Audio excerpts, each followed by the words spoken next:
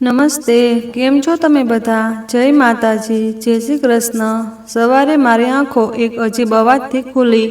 ઠંડી એટલી તીવ્ર હતી કે રજાઈ છોડવાનું મન નહોતું થતું, પરંતુ દરવાજા બહાર વધતા અવાજોએ મને ઊભા થવા મજબૂર કર્યો। મેં શાલ ઓઢી અને દરવાજો ખોલ્યો તો સામે મોટું ટોળું ઊભું હતું। સૌની નજરો નીચે જમીન પર ટકેલી હતી। હું આગળ વધી તો જોયું કે એક નવજાત બાળકી લાલ કપડામાં લપેટાયેલી જમીન પર પડી રડી રહી હતી। એક મહિલાએ કહ્યું, ખબર નહીં કોનું પાપ છે જેણે રાતના અંધારામાં અહીં છોડી દીધી। બીજી મહિલાએ કહ્યું, પ્રેમ મોહબ્બતમાં બદનામ થઈને કોઈએ આ નાજાયજ બાળકીને મંદિરના પંડિતજીના ઘર સામે છોડી દીધી। કોઈએ તો એટલે સુધી કહ્યું કે આને કચરામાં ફેંકી દેવી જોઈએ।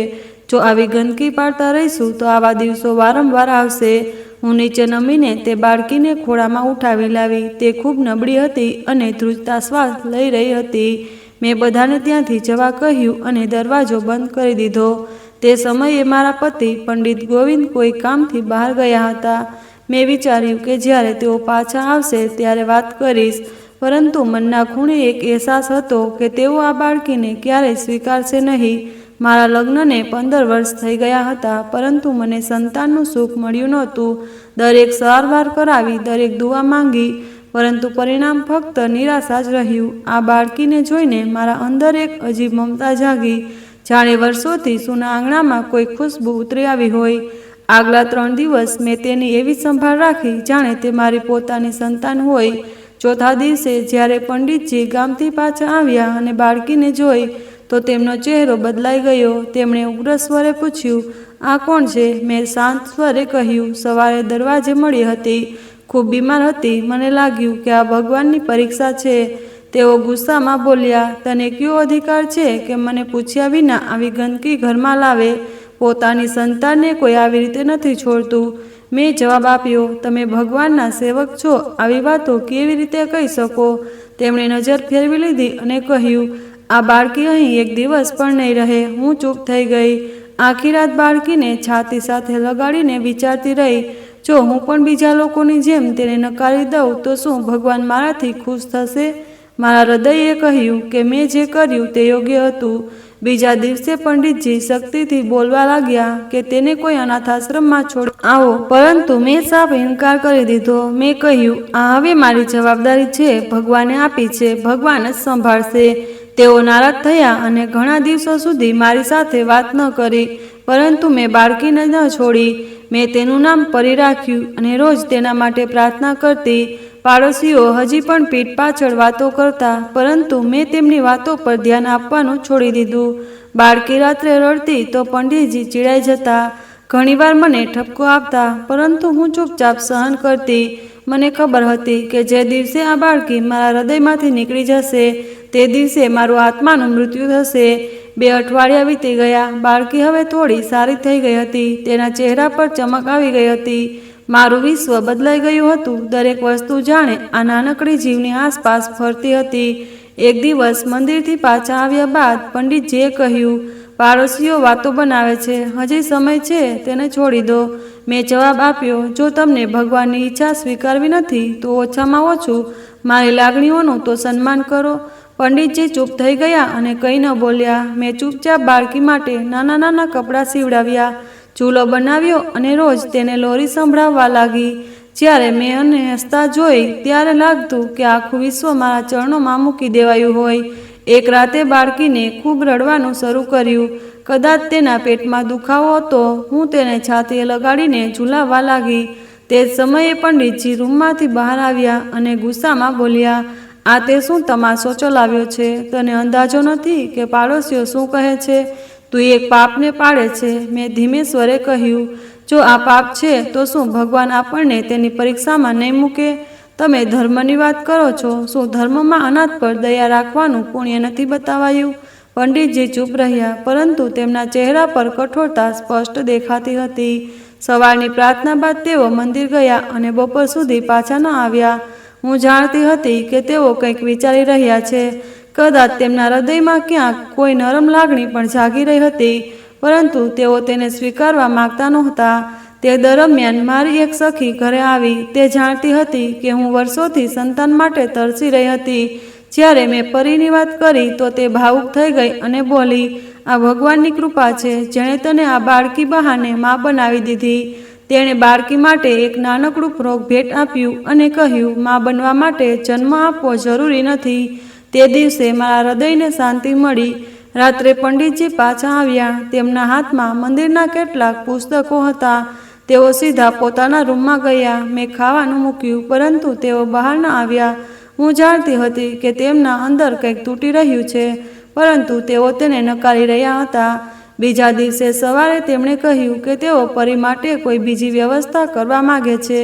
મેં હિંમત ભેળવીને કહ્યું, જો તમને મારી વાત પર વિશ્વાસ નથી તો કોઈ દિવસ ભગવાન તમને એવા સંકેત આપશે જે તમારા હૃદયને બદલી નાખશે. કેટલાક દિવસો આ ઉધમમાં વીતી ગયા. એક દિવસ મેં મંદિરના પૂજારીને ઘરે બોલાવ્યા અને તેમને આખી પરિસ્થિતિ જણાવી. પૂજારીએ નરમાશથી કહ્યું, આ બાળકી ભગવાન તરફથી તમારા માટે પરીક્ષા પણ હોઈ શકે અને ઇનામ પણ. અનાથના માથે હાથ ફેરવનારના હાથ સ્વર્ગમાં ચમકે છે. પંડિતજી માથું નમાવીને સાંભળતા રહ્યા, પરંતુ કંઈ ન બોલ્યા. કેટલાક દિવસો પછી પરીને તાવ આવ્યો. હું તેને લઈને હોસ્પિટલ ગઈ. ડૉક્ટરે દવા આપી અને કહ્યું કે શરીર નબળું છે, ધ્યાન રાખવું પડશે. હું દિવસ રાત તેની સંભાળમાં વ્યસ્ત રહી. પંડિતજીએ આ જોઈને થોડી નરમાશ દેખાડી અને રાત્રે ખાવા પર પહેલીવાર પૂછ્યું, કેવી છે? મેં કહ્યું, હવે સારી છે, પરંતુ તેમની આંખોમાં હજી પૂર્ણ સ્વીકૃતિ નહોતી. એક દિવસ મંદિરની સમિતિને બેઠક થઈ. પંડિતજીના ભથ્થામાં વધારો થયો અને એક શ્રદ્ધાળુએ જણાવ્યું કે મંદિરે એક પ્લોટ ખરીદ્યો છે, જેના પર પંડિતજી માટે ઘર બનશે. આ સાંભળીને પંડિતજી ખૂબ ખુશ થયા. ઘરે આવ્યા તો તેમના ચહેરા પર પહેલીવાર સ્મિત હતું. તેમણે કહ્યું, ભગવાનની કૃપા થઈ. મંદિરવાળાઓએ સેવાના બદલે ઘર આપવાનું વચન આપ્યું. મેં કહ્યું, જોયું, આ બાળકી આપણા માટે સૌભાગ્ય લાવી. તેમણે નજર ફેરવી લીધી અને કોઈ જવાબ ન આપ્યો. એક મહિનામાં પંડિતજીની શક્તિ થોડી ઓછી થઈ. તેઓ ક્યારેક બાળકીને દૂરથી જોતા, પરંતુ નજીક આવવાની હિંમત ન કરતા. એક દિવસ સમિતિના પૈસા નીકળવાના સમાચારે મારા હૃદયમાં અજીબ ખુશી ભરી. ઘણા મહિનાઓથી હું સમિતિમાં પૈસા જમા કરતી હતી, પરંતુ દર વખતે કોઈ બીજાનું નામ નીકળતું. આ વખતે મારું નામ નીકળ્યું તો લાગ્યું કે ભગવાને મારી મુસાફરીનું ફળ આપ્યું. મને 1 લાખ રૂપિયા મળ્યા. પહેલો વિચાર પરીનો આવ્યો, તેની દવાઓ, કપડાં અને અન્ય જરૂરી વસ્તુઓ માટે. તે જ દિવસે પંડિતજી મંદિરથી પાછા આવ્યા. હાથમાં મીઠાઈનો ડબ્બો હતો. મેં આશ્ચર્યથી પૂછ્યું, આ ખુશી શાની? તેમણે કહ્યું, મંદિરવાળાઓએ નક્કી કર્યું છે કે આપણે હવે ભાડાના ઘરમાં નહીં રહીએ. તેમણે મંદિરની નજીક જમીન ખરીદી છે. આ સેવાનું ઇનામ છે. હું ચૂપ રહી, પરંતુ મારા હૃદયમાં એક અવાજ હતો જે બોલતો હતો કે આ બધું પરીના કારણે છે. પરી હજી 2 મહિનાની હતી, પરંતુ તેની હાજરીએ ઘરની ખામોશીઓમાં રંગ ભરી દીધા હતા. હું રોજ તેની સાથે સમય વિતાવતી અને સમયની ખબર જ ન પડતી. રાત્રે જ્યારે તે રડતી તો હું તેને લોરી આપતી અને તે મારી છાતી પર માથું મૂકીને સૂઈ જતી. સમિતિના પૈસાથી મેં તેના માટે ઝૂલો, નવું ગાદલું, ગરમ કપડાં અને દવાઓ માટે નાનું લોકર ખરીદ્યું. મને એ પૈસામાં મારી જરૂરિયાતો કરતાં પરીનો અધિકાર વધુ દેખાતો હતો. એક દિવસ સમિતિના અધ્યક્ષે પંડિતજીને બોલાવીને જમીનના કાગળો તેમના હાથમાં આપ્યા. પંડિતજી ઘરે આવીને ચૂપચાપ બેઠા. મેં જોયું કે તેમની આંખોમાં નમી હતી. મેં પૂછ્યું તો બોલ્યા, ભગવાનની કૃપાથી ડર લાગે છે, કારણ કે આપણે પાપી છીએ. મંદિરવાળાઓએ ફક્ત સેવાના બદલે આપણને સન્માન આપ્યું છે, પરંતુ તેઓ નથી જાણતા કે મારા હૃદયમાં કેટલો બોજ છે. મેં ચૂપચાપ તેમનો હાથ પકડ્યો અને કહ્યું, જો હૃદયમાં બોજ લાગે છે તો તેને સ્વીકારી લેવું જોઈએ. ઇનકાર કરવો એ હઠ છે. પંડિતજી ચૂપ રહ્યા. પછી બોલ્યા, તારી હઠે જ મને આજે આ મુકામ સુધી પહોંચાડ્યો. જો હું હોત તો કદાચ પરીને ક્યાંક છોડી આવ્યો હોત. તે એવા પાપને ઘરમાં રાખ્યું જેને હું સહન ન કરી શક્યો, પરંતુ કદાચ એ જ પાપ આપણા માટે વરદાન બની ગયું. મેં કહ્યું, જો આ પાપ હોત તો ભગવાન આપણી જોડીમાં ખુશીઓ કેમ નાખત? પંડિતજી કંઈ ન બોલ્યા, પરંતુ પહેલીવાર તેમની આંખોમાં હારની ઝલક દેખાઈ. 1 મહિનામાં ઘરનું બાંધકામ શરૂ થઈ ગયું. મંદિરના લોકો રોજ આવીને કામ જોતા અને પંડિતજીના આશીર્વાદ લેતા. હું પણ તેમની સાથે ઊભી રહેતી, પરંતુ મારા હૃદયમાં એ શાંત ખુશી હતી કે જે બાળકીને બધા નાજાયજ કહેતા હતા, તે કારણે જ આપણું ઘર બની રહ્યું છે. પાડોશમાં કેટલાક લોકો હજી પણ વાતું બનાવતા. જુઓ, સમિતિથી ઘર મળી ગયું. કોઈ ખાસ ઉપાય કર્યો હશે. હું સાંભળતી પરંતુ ચૂપ રહેતી, કારણ કે સત્યને કોઈ સફાઈની જરૂર નથી. એક દિવસ પંડિતજીના એક જૂના શિષ્ય મળવા આવ્યા અને પરીને જોઈને બોલ્યા, વાહ, કેટલી પ્યારી બાળકી છે. પંડિતજી કંઈક બોલવા જતા હતા ત્યાં મેં કહ્યું, હા, આ અમારી દીકરી છે. તેઓ આશ્ચર્યચકિત થયા પરંતુ ખુશ થઈને આશીર્વાદ આપીને ચાલ્યા ગયા. તે જ સાંજે પંડિતજીએ કહ્યું, તે આજે પહેલીવાર સૌની સામે કહ્યું કે તે આપણી દીકરી છે. મેં કહ્યું, જ્યારે તમારા હૃદયમાં હજી જગ્યા નથી બની તો મારે બીજાની વાતોની શું ચિંતા કરવી? મારા હૃદયમાં તે રહે છે અને એ જ પૂરતું છે. પંડિતજી થોડી વાર ચૂપ રહ્યા, પછી ધીમેથી બોલ્યા, કદાચ તું સાચું કહે છે. કદાચ તે ખરેખર આપણા માટે સૌભાગ્યશાળી છે. આ સાંભળીને મને ખાતરી થઈ કે મારો રસ્તો સાચો છે. ભગવાન જો ઈચ્છે તો પાપને પુણ્યમાં બદલી શકે છે. મેં મનમાં પ્રાર્થના કરી, હે ભગવાન, જેમ તે મને માં બનાવી તેમ મારા પતિના હૃદયને પણ પિતા બનાવ. પંડિતજીના મુખેથી નરમ શબ્દો નીકળ્યા જેનાથી મને આશા બંધાઈ, પરંતુ તેમનું વર્તન ધીમે ધીમે બદલાવા લાગ્યું. તેઓ પરીને જોવાથી કતરાવા લાગ્યા. જો તે નજીક આવે તો તે નજર ફેરવી લેતા. એક દિવસ મેં તેમના હાથમાં પરીની દૂધની બોટલ આપી તો તેમણે હાથ પાછો ખેંચી લીધો અને બોલ્યા, મને આની સાથે કોઈ લેવા દેવા નથી. આ મારી જવાબદારી નથી. હું ચૂપ રહી. કંઈ બોલવું નકામું લાગ્યું. હવે પરી 4 મહિનાની થઈ ગઈ હતી. તેના નાનકડા હાથથી મારો ચહેરો પકડી લેતી અને જ્યારે હું લોરી આપતી તો તે આંખો બંધ કરીને સુકૂનથી હસી દેતી. મેં ઘણીવાર નોંધ્યું કે પંડિતજી તેને છુપીને જોતા, પરંતુ મારી નજર પડતા જ તે તરત ચહેરો ફેરવી લેતા. એક રાતે પરીને હળવો તાવ આવ્યો. મેં તેને ખોળામાં લઈને તેનું માથું ઠંડુ કર્યું. પંડિતજી રૂમમાંથી બહાર આવ્યા, મારી તરફ જોયું અને બિનજરૂરી ચાલ્યા ગયા. સવારે દવા લેવા ગઈ તો પાડોશની એક સ્ત્રીએ વાતચીત દરમિયાન કહ્યું, અમને વિશ્વાસ નથી આવતો કે પંડિતજીએ આ બાળકીને ઘરમાં જગ્યા આપી. જો પંડિતજી જેવા લોકો પણ નાજાયજને આશરો આપે તો લોકો કોને દોષ આપશે? હું ચૂપચાપ સાંભળીને ત્યાંથી ચાલી નીકળી. ઘરે આવીને મેં પંડિતજીને કહ્યું, લોકો હજી પણ વાતો કરે છે. તમારું ચરિત્ર પણ સવાલમાં છે. જો આ બાળકી તમને બોજ લાગે છે તો મને પરવાનગી આપો, હું તેની સાથે ક્યાંક બીજે ચાલી જઈશ.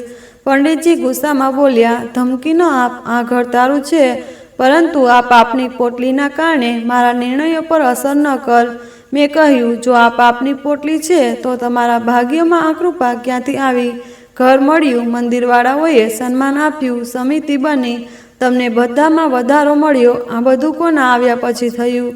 પંડિતજીએ ઠંડા સ્વરે જવાબ આપ્યો, આ બધું ભગવાનની કૃપા છે, કોઈ બાળકીના કારણે નહીં. મેં કહ્યું, ભગવાનની કૃપા પણ કોઈ માધ્યમથી જ આવે છે. જો તમે જોવા નથી માંગતા તો ન જુઓ, પરંતુ હું રોજ મારી આંખોથી આ બાળકીના અસ્તિત્વમાં ભગવાનની ઈચ્છા અનુભવું છું. પંડિતજીએ પરી સાથે સંપૂર્ણ સંબંધ તોડી નાખ્યો હતો. હવે તેઓ તેને ન જોતા, ન તેને કોઈ ઉલ્લેખ કરતા. એક દિવસ પરીના રડવા પર તેઓ ભડકી ઉઠ્યા અને બોલ્યા, આ રડવું ચીજાચીજ હવે મારી સહનશક્તિથી બહાર છે. તેના માટે કોઈ બીજી જગ્યાની વ્યવસ્થા કર. મેં ચૂપચાપ પરીને મારી છાતી સાથે લગાડી લીધી અને ધીમે ધીમે તેને લોરી સંભળાવા લાગી. તે જ સમયે પંડિતજીના એક શિષ્યની તબિયત ખરાબ થઈ. મેં જોયું કે તેઓ તેના માટે ચિંતિત થઈ ગયા. હોસ્પિટલના ધક્કા ખાધા, દવાઓની વ્યવસ્થા કરી, પ્રાર્થનાઓ કરી. મેં તેમને કહ્યું, તમે બીજાના બાળકો માટે હૃદયમાં સંવેદના રાખો છો, પરંતુ જે બાળકી તમારા ઘરમાં છે તેના માટે તમારા હૃદયમાં નરમાશ કેમ નથી આવતી? પંડિતજી બોલ્યા, તે શિષ્ય છે, સારા કાર્યમાં લાગેલો છે અને આ બાળકી ખબર નહીં કોના ચરિત્રહીનનું લોહી છે. મેં કહ્યું, લોહીનો નિર્ણય તમે નથી કરી શકતા, ભગવાન કરે છે. અને એ જ ભગવાન કદાચ તમારા હૃદયની પરીક્ષા લઈ રહ્યા છે કે તમે કોઈને ફક્ત ધર્મશાસ્ત્રથી તોલો છો કે માનવતાથી. પણ મારી વાતની કોઈ અસર નહોતી થતી. તેમની કઠોરતા દિવસે દિવસે વધતી જતી હતી. તેઓ પૂજાપાઠ પછી લાંબા ભાષણો આપતા, મંદિરમાં બાળકોને ધર્મ શીખવતા, પરંતુ ઘરે આવતા જ અજાણ્યા માણસ બની જતા. પરી રેંગતી રેંગતી તેમના પગ તરફ જતી, પરંતુ દર વખતે તેઓ તેને અવગણતા કે દૂર હટાવવાની કોશિશ કરતા. એક સાંજે પરીએ ચાલતા ચાલતા તેમની ટોપી પકડી લીધી. તેઓ ચોંકી ગયા અને તરત ટોપી ખેંચીને બોલ્યા, આને ન છૂ. તે મેં જોયું કે તેમની આંખોમાં હળવી બેચેની હતી, જાણે તેઓ કંઈક અનુભવી રહ્યા હોય, પરંતુ તે લાગણીને ઝટકી રહ્યા હોય. પાડોશના કેટલાક શિષ્યોએ એક દિવસ પરીને મારી ખોળામાં જોઈને કહ્યું, પંડિતજીની દીકરી લાગે છે. વાહ! પંડિતજી તરત બોલ્યા, મારી નથી. મેં ચૂપચાપ પરીને મારી છાતી સાથે લગાડી લીધી અને મનમાં વિચાર્યું, જે બાળકીને તમે દુનિયા સામે અપનાવવાનો ઇનકાર કરો છો, એ જ તમારા ઘરની સૌથી મોટી અનામત છે. એ જ બાળકી એક દિવસ તમારી ઓળખ બનશે. દિવસો આમ જ પસાર થતા ગયા. પંડિતજી હવે તેની પાસેથી પણ પસાર થવાનું પસંદ નહોતા કરતા. હું અંદરથી તૂટી જતી હતી, પરંતુ પંડિતજીના વર્તનમાં કોઈ નરમાશ નહોતી આવી. હું પરીને છાતી સાથે લગાડીને દરરોજ નવી પરીક્ષામાંથી પસાર થતી હતી. આ દરમિયાન મારા શરીરમાં કેટલાક ફેરફારો અનુભવવા લાગ્યા. શરૂઆતમાં મેં અવગણ્યું, પરંતુ જ્યારે ચક્કર આવવા લાગ્યા અને ખાવાની વાસથી ઉલટી જેવું લાગવા લાગ્યું, તો હું ગભરાઈ ગઈ. હું નજીકની હોસ્પિટલ ગઈ. મહિલા ડૉક્ટરે કેટલાક સવાલો પૂછ્યા અને પછી કેટલીક તપાસ કરાવવા કહ્યું. તપાસ પછી જ્યારે તે રિપોર્ટ જોઈ રહી હતી, તો તેના કપાળ પર ગરદન હતી. હું મનમાં વિચારતી હતી કે ક્યાંક કોઈ મોટી બીમારી ન હોય. તે શાંત સ્વરે બોલી, તમે ગર્ભવતી છો? મેં અવિશ્વાસથી પૂછ્યું, શું? તે હસીને બોલી, હા. તમને 3 મહિનાનો ગર્ભ છે. મેં કહ્યું, મને તો વિશ્વાસ હતો કે મારામાં સંતાનની ક્ષમતા જ નથી. ડૉક્ટરે જૂનો રિપોર્ટ બતાવવા કહ્યું. મેં જણાવ્યું કે વર્ષો પહેલાં ઘણી તપાસ કરાવી હતી અને બધાએ કહ્યું હતું કે હું બાંજ છું, બાળક થવું શક્ય નથી. તે થોડીવાર વિચારતી રહી, પછી બોલી, વૈજ્ઞાનિક ચિકિત્સા પણ દરેક સવાલનો જવાબ નથી આપી શકતી. આ ભગવાનની ઈચ્છા છે. તે ઈચ્છે તો બાંદને પણ મા બનાવી શકે. ઘરે આવીને હું ચૂપચાપ પરીને ખોળામાં લઈને બેઠી. મારું હૃદય ધડકતું હતું, ખુશી પણ હતી, ડર પણ. વિચારતી હતી કે પંડિતજી સામે આ સમાચાર કેવી રીતે મૂકું. ઘણા કલાકો વીતી ગયા. સાંજે જ્યારે પંડિતજી ઘરે આવ્યા, તો મેં ખાવા પછી ચૂપચાપ કહ્યું, મારે તમને એક વાત કહેવી છે. તેઓ ગંભીર થયા અને બોલ્યા, હા કહે. મેં કહ્યું, હું ગર્ભવતી છું. તેઓ થોડીક ક્ષણો મને જોતા રહ્યા, જાણે તેમણે બરાબર સાંભળ્યું ન હોય. પછી ધીમે બોલ્યા, શું કહ્યું? મેં ફરી કહ્યું. થોડી પળની શાંતિ પછી તેમની આંખોમાં આંસુ આવી ગયા. તેમણે ભગવાનનો આભાર માન્યો, મારા માથે હાથ મૂક્યો અને કહ્યું, ભગવાને ખૂબ કૃપા કરી. મેં વિચાર્યું કે કદાચ હવે તેમના હૃદયમાં થોડી નરમાશ આવશે, પરંતુ બીજા જ દિવસે તેમના વર્તનમાં અજીબ બદલાવ આવ્યો. તેઓ ફરીથી સંપૂર્ણપણે કપાઈ ગયા. એટલે સુધી કે જો તે તેમની પાસેથી પસાર થાય, તો તેઓ ગુસ્સાથી મોં ફેરવી લેતા. એક દિવસ મેં જોયું કે પરી ચાલતી ચાલતી તેમના ગાલીચા પર આવી ગઈ. પંડિતજીએ જોરથી ઠપકો આપતા કહ્યું, આને મારાથી દૂર રાખો. હું નથી ઈચ્છતો કે મારા બાળકના માર્ગમાં અપશુકન આવે. હું અંદરથી હચમચી ગઈ. આ એ જ બાળકી છે જેણે તેમને મારી ખોળામાં જોઈને ઘણીવાર ઠપકો આપ્યો હતો. પરંતુ આજે જ્યારે તેમને પોતાને સંતાનનો સુખ મળવાનો છે, તો તેઓ આ બાળકીને મનહૂસ કહેવા લાગ્યા. તેમણે કહ્યું, હવે આપણું પોતાનું બાળક આવવાનું છે અને હું એ સહન નહીં કરી શકું કે મારી સંતાનની સાથે કોઈ નાજાયજ સંતાન રહે. મેં કહ્યું, તમારું બાળક કોઈ ફરિશ્તો આકાશમાંથી લઈને નહીં આવે. એ પણ એ જ ગર્ભમાંથી જન્મશે જેને તમે પાપની કોપ કહીને નકારી હતી. પંડિતજીએ આ સાંભળીને ચૂપ્પી સાધી લીધી, પરંતુ તેમના વર્તનમાં વધુ કઠોરતા આવી ગઈ. હવે તેઓ પરીના કપડાને પણ હાથ નહોતા લગાડતા. તેના રમકડા ઘરના ખૂણે ખસેડી દેવાયા અને વારંવાર કહેતા, આનો અલગ રૂમ કરો. મારા બાળક પર આની મનહૂસિયત અસર ન પડવી જોઈએ. એક દિવસ પંડિતજી બપોર સુધી મંદિરથી પાછા ન આવ્યા. જ્યારે પાછા આવ્યા, તો તેમના હાથમાં એક યાદી હતી ને બોલ્યા, આ એ અનાથાશ્રમની યાદી છે જે આપણે પરીને આપી શકીએ. ત્યાં તેની સારી પરવરિશ થશે. મેં તે યાદી તેમના હાથમાંથી લઈને ફાડી નાખી અને કહ્યું, જે દીકરીને આપીને ભગવાને મને મા બનાવી, દુનિયાનું કોઈ સંસ્થાન તેની મા નથી બની શકતું. મેં નિર્ણય કરી લીધો કે ગમે તે થાય, હું મારી બંને સંતાનમાં ફરક નહીં આવવા દઉં. મારા શરીરમાં એક નવું બાળક આકાર લઈ રહ્યું હતું, પરંતુ મારા હૃદયમાં પરીની જગ્યા કોઈ નહોતું લઈ શકતું. મને ખબર હતી કે પંડિતજી નવી બહેસ છેડવા માટે દિવસની રાહ પણ નહીં જોવે. સવારની પૂજા પછી નાસ્તો કરતા તેમણે કહ્યું, મારે તારી સાથે સ્પષ્ટ વાત કરવી છે. હવે સમય આવી ગયો છે કે આ બાળકી વિશે અંતિમ નિર્ણય લેવાય. મેં ચૂપચાપ તેમની સામે જોયું. તેમણે બિનજરૂરી નરમાશ વિના કહ્યું, હું નથી ઈચ્છતો કે આ બાળકી આપણા નવા ઘરમાં પગ મૂકે. મેં કહ્યું, એ ફક્ત બાળકી નથી, મારી દીકરી છે, જેને મેં મારા ખોળામાં લીધી, રાતો જાગીને સંભાળી, જેના રડવા પર હું તડપી. એ મારા અસ્તિત્વનો હિસ્સો છે. તેમણે ગુસ્સામાં કહ્યું, એ તારો ભ્રમ છે. અસલી સંતાન હવે આવવાની છે અને હું ઈચ્છું છું કે તારું બધું ધ્યાન આપણા બાળક પર હોય. મેં કહ્યું, શું મમતા અને સ્નેહ વેચી શકાય? જો અંદર માનવભાવ હોય તો શું એ ફક્ત એક બાળક સુધી સીમિત રહી શકે? પંડિતજીએ ગુસ્સામાં ખાવાનું સમેટીને કહ્યું, હું હવે વધુ સહન નથી ઈચ્છતો. કાં તો આ બાળકી આ ઘરમાંથી જશે, કાં હું. મેં બધું સાંભળ્યું, પરંતુ ચૂપ રહી, કારણ કે હવે મારી પાસે કહેવા માટે કંઈ બચ્યું નહોતું. આગલા ઘણા દિવસો સુધી તેઓ મારી સાથે વાત ન કરતા. પરીને મારા રૂમમાં બંધ કરી દેવાય. જ્યારે તે બહાર નીકળતી તો પંડિતજી રસ્તો બદલી લેતા કે પાછા વળી જતા. હું ગર્ભાવસ્થાના અંતિમ તબક્કે પહોંચી ગઈ હતી. શરીર ભારે થતું જતું હતું, પરંતુ અસલી બોજ હૃદય પર હતો. પરી દિવસે દિવસે મોટી થતી હતી. હવે તે રેંગતી રેંગતી મારી પાછળ આવતી અને બોલવાની કોશિશ કરતી. માં કહેવા લાગી હતી. એક દિવસ પંડિતજીએ સાંભળ્યું તો ગુસ્સામાં બોલ્યા, આને ન શીખવો કે તને માં કહે. તે ફક્ત આને ઉઠાવી છે, જન્મ નથી આપ્યો. આ શબ્દો મારા માટે તીરથી ઓછા ન હતા, પરંતુ હું ચૂપ રહી. હું જાણતી હતી કે તર્કથી હૃદય નથી બદલાતું. પ્રેમ માટે ધીરજની જરૂર છે.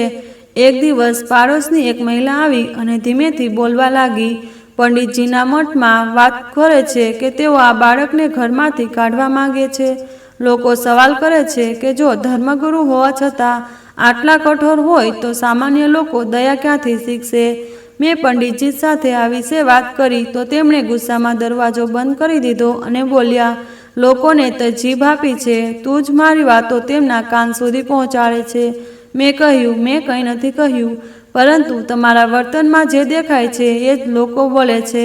તે જ રાતે જ્યારે હું પરીને સુવડાવતી હતી, પંડિતજી રૂમમાં આવ્યા અને બોલ્યા, આખરી વાર કહું છું, કાલે આ બાળકીને કોઈ સંસ્થામાં છોડી આવો. તારી હાલત પણ એવી નથી કે તું 2 બાળકોનો બોજ ઉઠાવી શકે. મેં કહ્યું, જો મારા હૃદયે એકને સ્વીકારી લીધું છે તો બીજું પણ ભગવાનની જ દેન છે અને બંને મારા માટે સમાન છે. તેમણે થોડી પળ મને જોયું, પછી બોલ્યા, તે જે હઠ કરી છે તેનું પરિણામ તું જ જોઈશ. બીજા દિવસે પંડિતજીએ રિક્ષા બોલાવી અને કહ્યું, ચાલ આને લઈને જઈએ. મેં પરીને છાતી સાથે લગાડીને કહ્યું, હું આને લઈ તો જઈ શકું, પરંતુ કોઈ અજાણ્યાને સોંપી નહીં શકું. તેઓ બોલ્યા, તો પછી તું તારા આવનારા બાળક સાથે ન્યાય નથી કરતી. હું ચૂપચાપ પરીને લપેટીને દરવાજા તરફ આગળ વધી, પરંતુ થોડી પળો પછી પાછી ફરી અને બોલી, મને મારી મમતા પર શંકા નથી, પરંતુ તમારી નફરતે મારા પગ રોકી દીધા. હું આ પગલું ત્યારે જ ઉઠાવીશ જ્યારે મારા હૃદયમાં થોડો પણ શક આવશે કે આ બાળકી મારા માટે પરીક્ષા છે. અત્યાર સુધી તો એ મારી રહેમત છે. પંડિતજીએ દરવાજો બંધ કરતા કહ્યું, પછી યાદ રાખ, હવે હું આ બાળકી માટે કોઈ દયા નહીં બતાવું. મારી બાજુથી એ આ ઘરમાં નથી. મેં મારા સાસરીઓ પાસેથી સલાહ લેવાનું નક્કી કર્યું. ફોન પર મારી મોટી નણંદ સાથે વાત કરી અને આખું સત્ય જણાવ્યું. તે થોડી વાર ચૂપ રહી, પછી બોલી, બહેન, માં બનવું સરળ છે, પરંતુ કોઈના બાળકને ગોદ લઈને માં બનવું એ ફક્ત ભાગ્યશાળી લોકોના હાથમાં હોય છે. તારા માટે બધું સન્માન વધી ગયું છે. તેની વાતોએ મને હિંમત આપી. એક દિવસ પરીએ પંડિતજી સામે એક રમકડું મૂકી દીધું. તેમણે સખત લહેકામાં કહ્યું, આને અહીંથી લઈ જા. પરી ડરીને મારી તરફ દોડી અને મારા ખોળામાં છુપાઈ ગઈ. મેં તેને મજબૂતીથી થપથપાવી અને મનમાં કહ્યું, જે હૃદયમાં ભગવાન તરફથી આવેલી અમાનત માટે જગ્યા નથી, એ હૃદય ક્યારેય પૂરું નથી થઈ શકતું. હું હવે નક્કી કરી ચૂકી હતી કે ગમે તે થાય, હું મારી મમતા પર આંચ નહીં આવવા દઉં. મારી મમતાનો રંગ કોઈ સંબંધનો મોહતાજ નથી. એ દિવસોમાં હું ઘરની સફાઈમાં વ્યસ્ત હતી. ગર્ભાવસ્થાનો અંતિમ મહિનો ચાલતો હતો. શરીર સાથે સાથે મન પણ બોજીલ હતું, પરંતુ જ્યારે પણ પરીને જોતી, અંદરથી કોઈ હિંમત જાગી ઉઠતી. એ દિવસે પંડિતજી કોઈ ધાર્મિક કાર્યક્રમમાં શહેરની બહાર ગયા હતા. મેં વિચાર્યું કે રૂમ અને ભંડારની સફાઈ પૂરી કરી લઉં, જેથી નવા બાળકના જન્મ પહેલાં બધું વ્યવસ્થિત થઈ જાય. ભંડારમાં કેટલાક જૂના કપડાની ગાંસડી પડી હતી, જે ઘણા સમયથી ખોલવામાં નહોતી આવી. મેં ગાંસડી ખોલી અને કપડાં એક એક કરીને બહાર કાઢવા લાગી. તેમાં જ એ લાલ ચાદર નજરે પડી જેમાં પરી લપેટાયેલી દરવાજે મળી હતી. હું થોડીક ક્ષણો તે ચાદરને હાથમાં લઈને ચૂપ રહી. એ ચાદર સમયનું એક જૂનું પ્રકરણ હતું જેની સાથે મારો ભાવાત્મક સંબંધ જોડાયેલો હતો. જ્યારે મેં ચાદર ઝાટકવાનું શરૂ કર્યું તો એક પરચી જમીન પર પડી. મેં પરચી ઉઠાવી, વિચાર્યું કે કોઈ જૂની રસીદ કે પત્ર હશે, પરંતુ જેવી તેના પર નજર પડી હૃદયની ધડકન થંભી ગઈ. એ પરચી સીધી પંડિતજીના નામે લખેલી હતી.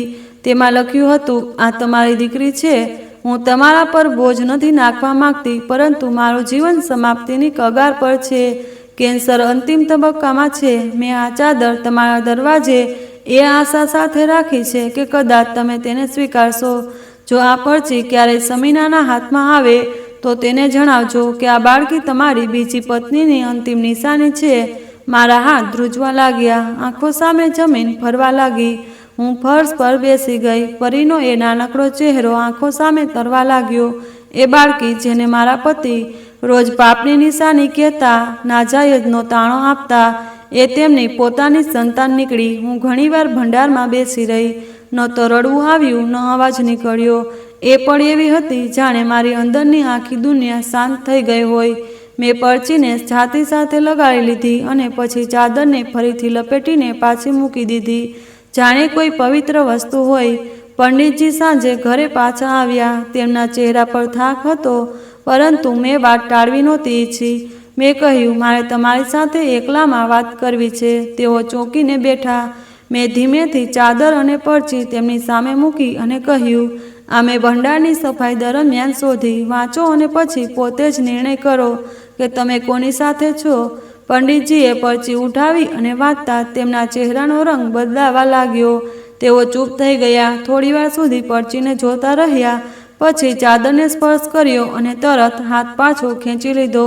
તેમની આંખોમાં પહેલીવાર લાચારી હતી, જે કોઈ મોટા અપરાધ પછી ઉતરે છે. મેં કહ્યું, જે બાળકીને તમે પાપ કહેતા હતા એ તો તમારા લગ્નનું પરિણામ છે.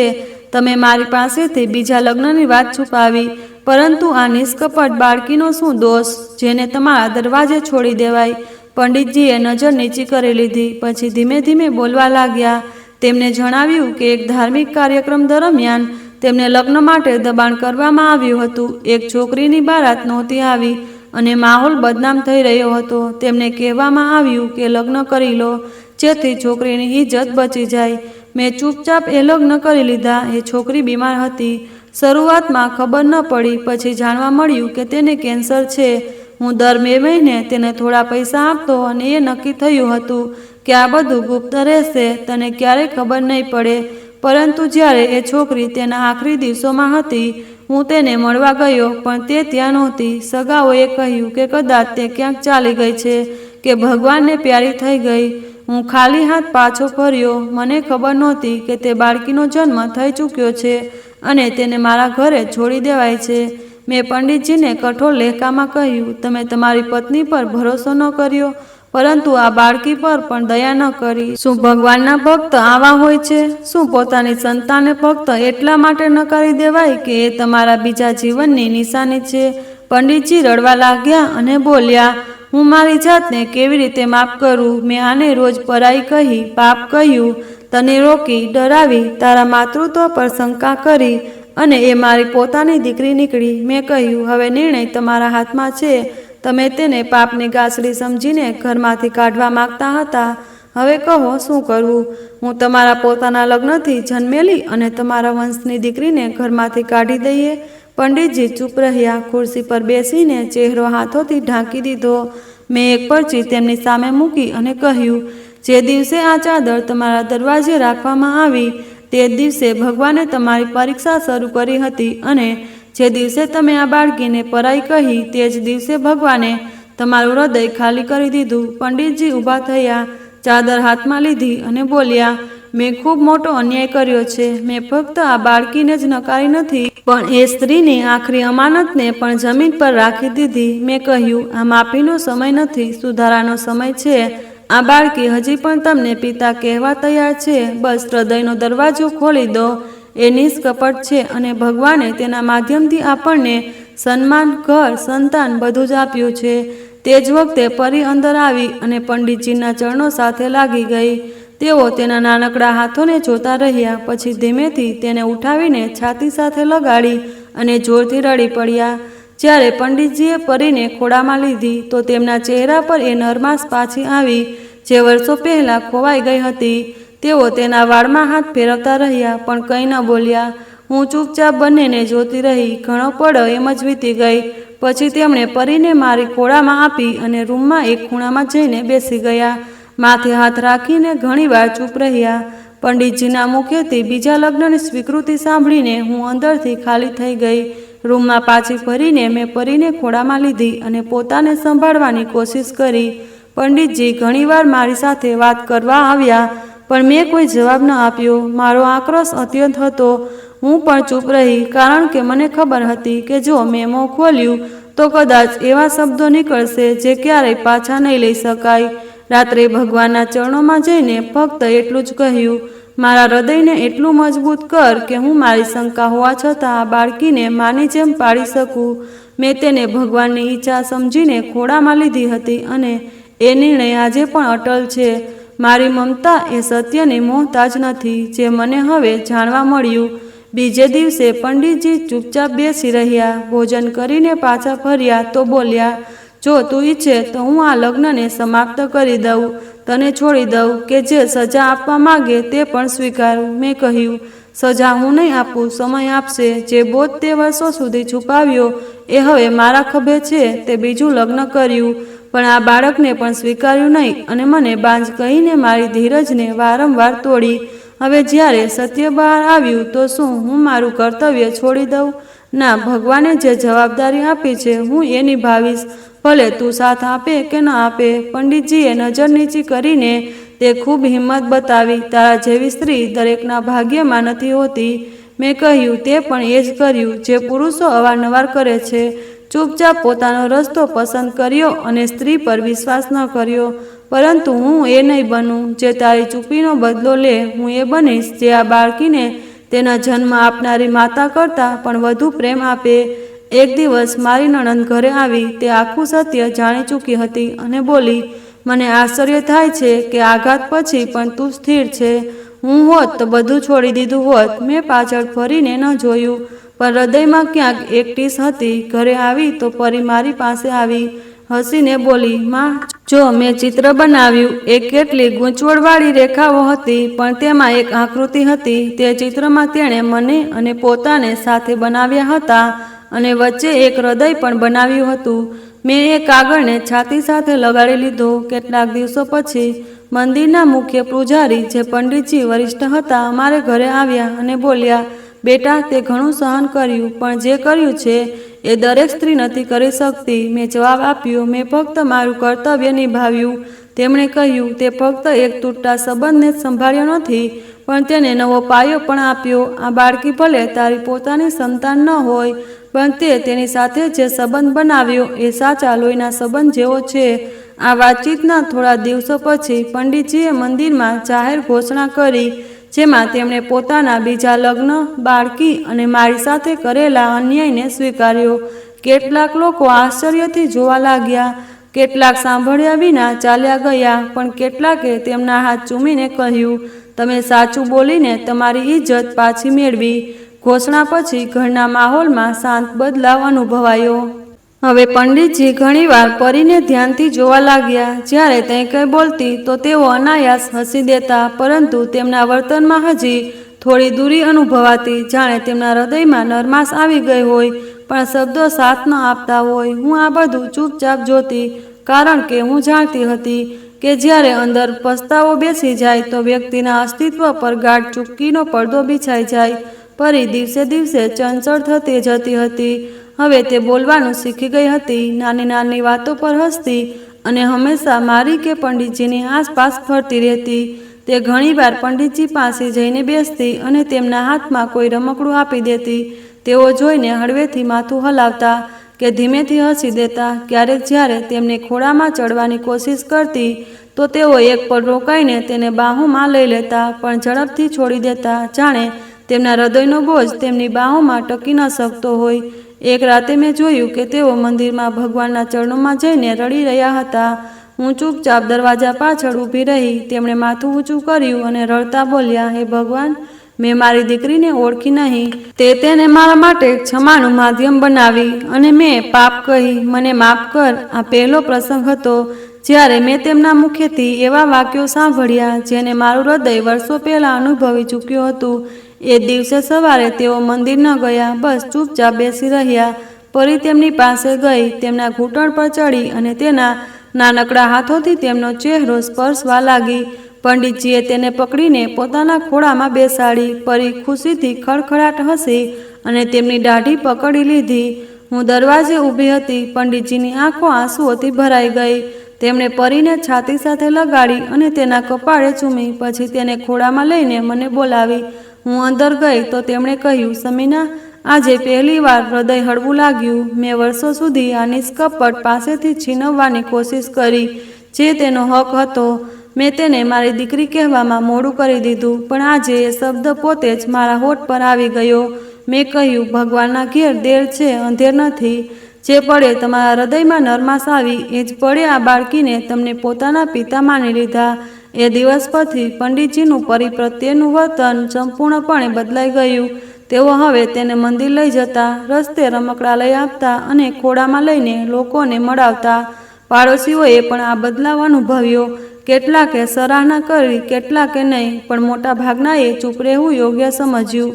પરંતુ એક વાત સ્પષ્ટ હતી, પંડિતજીએ પોતાની દીકરીને હૃદયથી સ્વીકારી લીધી હતી.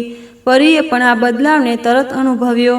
હવે તે પંડિતજીને બાબા કહીને બોલાવા લાગી અને જ્યારે તેઓ જવાબ આપતા તો તેની ખુશી જોવા લાયક હતી. તે તેમના ખભે માથું મૂકીને સૂઈ જતી અને હું ચૂપચાપ જોતી, જાણે વર્ષો પછી કોઈ પ્રાર્થના પૂરી થઈ હોય. કેટલાક અઠવાડિયા પછી મારો દીકરો જન્મ્યો, સ્વસ્થ, સુંદર અને શાંત સ્વભાવનો. મેં તેનું નામ રક્ષિત રાખ્યું. જ્યારે મેં પરીને રક્ષિતની બાજુમાં સુવડાવી તો તેણે તેને ચૂમીને કહ્યું, આ મારો ભાઈ છે ને? મેં હા પાડી તો તે ખુશીથી તાળીઓ પાડવા લાગી. મારું હૃદય ભરાઈ આવ્યું. મારા માટે બંને બાળકો સમાન હતા. મેં ક્યારેય તેમનામાં ભેદભાવ ન કર્યો, ન કોઈને ઓછો પ્રેમ આપ્યો, ન વધુ. પંડિતજી પણ નિયમિત રીતે બંને બાળકો સાથે સમય વિતાવવા લાગ્યા. ક્યારેક તેઓ પરીને મંદિર લઈ જતા તો ક્યારેક રક્ષિતને ખોળામાં લઈને રોડી સંભળાવતા. તેમને પહેલીવાર પોતાના ઉપદેશમાં અનાથો પર દયાની વાત એટલી નરમાશથી કહી કે શિષ્યો આશ્ચર્યચકિત થઈ ગયા. પાડોશીઓનું વર્તન પણ ધીમે ધીમે બદલાવા લાગ્યું. જે સ્ત્રીઓ પહેલાં પીઠ પાછળ વાતો કરતી હતી તે હવે નમસ્તે કરીને પસાર થતી. કેટલીકે આવીને માફી પણ માગી. પરી હવે શાળાએ જવા લાગી હતી અને બાકીના બાળકો કરતાં વધુ બુદ્ધિમાન હતી. મઠની બાળકીઓમાં પણ તેનું નામ સન્માનથી લેવાતું. પંડિતજીએ તેના માટે ખાસ ધાર્મિક શિક્ષણની વ્યવસ્થા કરી અને કહેતા, આ મારી આંખોનું તેજ છે. હવે તેઓ પહેલાંથી સંપૂર્ણ બદલાઈ ગયા હતા. એક દિવસ પાડોશના કાર્યક્રમમાં તેણે કહ્યું, ક્યારેક ભગવાનને આપણા દરવાજે એવી અમાનત મૂકે છે જે આપણને પરીક્ષા લાગે છે, પણ એ જ પરીક્ષા આપણું જીવન બદલી નાખે છે. લોકો આપણા કર્મોનો હિસાબ નથી પૂછતા, તેઓ આપણા સાચા વર્તનથી આપણને ઓળખે છે. મેં પણ ક્યારેય બંને બાળકોમાં ભેદભાવ ન કર્યો. જો રક્ષિત માટે રમકડું આવ્યું તો પરી માટે પણ આવ્યું.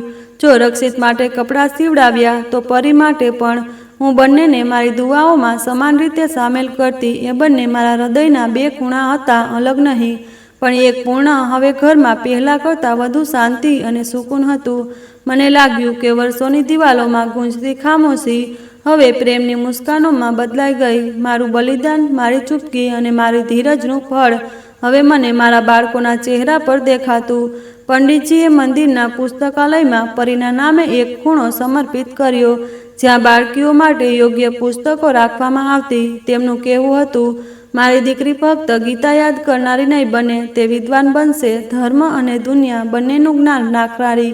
એક દિવસ પરી મારી પાસે આવી અને બોલી, માં, જ્યારે હું નાની હતી ત્યારે તમે મને કેમ અપનાવી? મેં તેને ખોળામાં લઈને કહ્યું, બેટા, એ દિવસે ભગવાને મારા હૃદયમાં તારા માટે માનું દર્દ નાખ્યું હતું અને જે હૃદયમાં ભગવાન દર્દ નાખે એ ક્યારેય ખોટું નથી હોતું. પંડિતજીએ પરીના આ સવાલ પર એક વાત કહી જે આજે પણ મારા હૃદયમાં ગૂંજે છે. જે દિવસે મેં મારી દીકરીને ખોળામાં ઉઠાવી અને રડ્યો, એ જ મારા જીવનની પહેલી માફી હતી.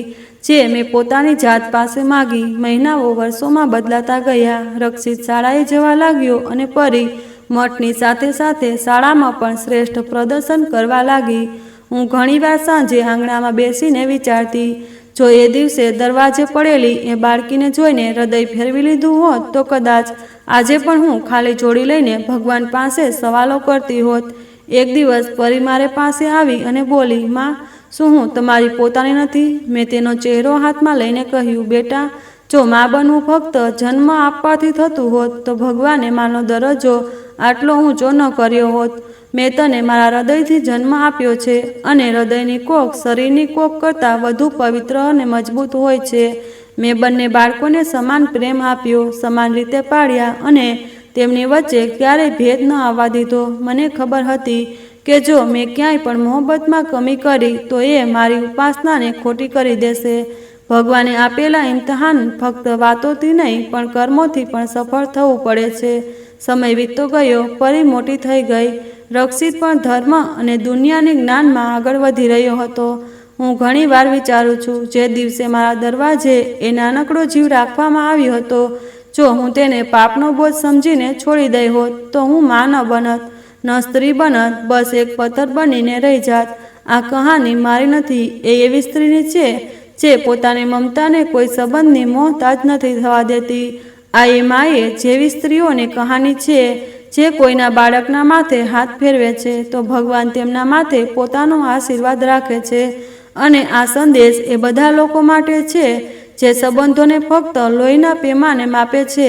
ભગવાનના ઘરે નિયતનું લોહી વધુ પવિત્ર હોય છે. આ મારા જીવનનું સત્ય છે. મારી કહાનીનો અંત એક શીખ છે. જે દુઃખ તમે બીજાને આપો છો એ જ તમને ભગવાનની વધુ નજીક લઈ જાય છે. ક્યારેક કોઈની પાપની ગાંસડી ન સમજો. ખબર નહીં, એ તમારા માટે રહેમતનો દરવાજો હોય. આ કહાની ખૂબ જ ભાવનાત્મક અને પ્રેરણાદાયી છે. તે મમતા, ધીરજ અને માનવતાની શક્તિની વાત કરે છે.